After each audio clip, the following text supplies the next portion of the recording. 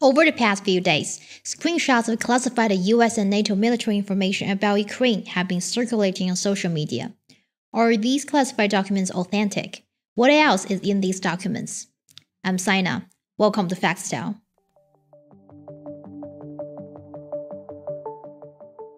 These leaked documents, which should have been highly classified, have revealed new details about Ukraine's combat capability, potential vulnerabilities, and wide-ranging assistance provided by NATO.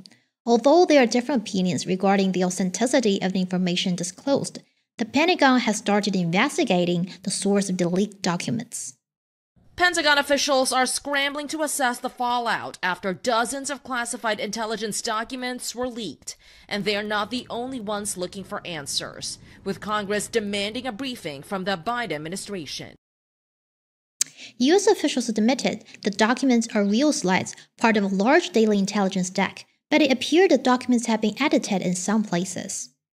Because many of the leaked documents relate to the Russia-Ukraine conflict, such as the rate at which the Ukrainians are expanding munitions using U.S.-provided rocket systems, anticipated weapons deliveries, and troop and battalion strength, the Ukrainian side quickly denied the authenticity of the documents.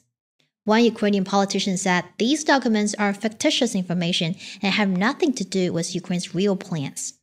Now, I don't know whether these leaked documents are completely genuine or not, or if they have been edited in some places. All I know is the US government obviously doesn't want these screenshots disseminated online. That's why its Justice Department has launched an investigation into the leak of these sensitive Pentagon files. The disappearance of the original copies prompted the speculation that the Pentagon was trying to get platforms like Twitter to remove posts containing the documents. Twitter CEO Elon Musk even commented on their post. Yeah, you can totally delete things from the internet. That works perfectly and doesn't draw attention to whatever you were trying to hide at all.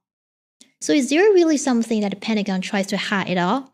Let's talk about those mysterious numbers presented in these leaked classified documents. The Pentagon has said they're legitimate, but also altered. They said it was altered in a way to overstate Ukrainian losses and to downplay Russian losses. So here are some figures. The document says that Ukraine had suffered over 71,000 troop deaths, whereas about 16,000 Russian soldiers have been killed in action. But these figures contradict what the Pentagon and other analysts have estimated. They say that Russia has suffered far more casualties, about 200,000 killed and injured, whereas Ukraine has just over 100,000 casualties. The document also offers important clues in terms of the expenditures rate of HIMARS, American-supplied high-mobility artillery rocket systems. In fact, the Pentagon's never publicly said how fast the Ukrainian troops are using the HIMARS munitions, but it has been pointed out by the leaked documents. Furthermore, America once promised it would supply Ukraine with great systems and relevant training to enhance its combat capabilities. For every system that we provide, we're going to train troops on that system, but we're also going to give them additional training on maneuver, on the integration of fires, on sustainment, and on maintenance. And so with that additional capability, better trained troops, platforms that can perform a lot better in this environment, I think they'll have a real good chance at making a pretty significant difference on the battlefield.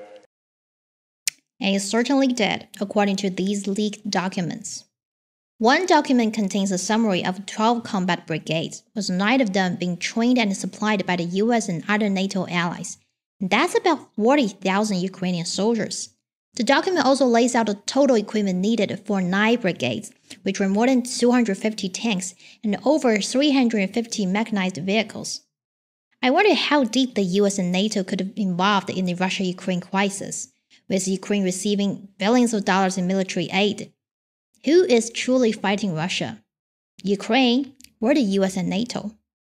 Something which they've been very careful to do and maintain throughout, because they don't want to fit into Vladimir Putin's narrative of Ukraine being a NATO versus Russia war. It's a Ukraine aided by members of NATO with munitions. But it's fair to say it's a proxy war, isn't it? That is certainly an interpretation. It's probably not too far from the truth. So, proxy war is certainly not too far from the truth. And no wonder we could have now classified documents leaked, detailing secret American and NATO plans for building up the Ukrainian military ahead of a planned offensive against the Russian troops. But these documents are not just about spying on Russia, but also on many other countries. China, Egypt, Iran, South Korea, Israel, Turkey, Haiti, and Hungary. They are just some of the countries that appeared in the leaked documents under close surveillance of the US. And you may have noticed that South Korea, Israel, and Hungary are America's close allies. The document reveals a sensitive conversation between high-level South Korean officials on whether to sell weapons that could be used in Ukraine. They're believed to be South Korean President Yoon Suk-yeol's senior advisors, and they are torn between US pressure to send ammunition to Ukraine and their policy not to arm countries in conflict. One of them even suggests sending the shells to Poland instead. The alleged discussions are not that revealing, but what's more concerning here is the fact that they might have come through eavesdropping. We believe that if it's true, it would be a very disappointing situation that damages the trust-based alliance between Korea and the US. It's also led to questions about how the security-conscious administration of President Yoon Suk-yeol could allow itself to be spied upon, and whether his decision to move his office away from the traditional Blue House compound allowed a security lapse. But tapping on a national leader's phone is no news to the US.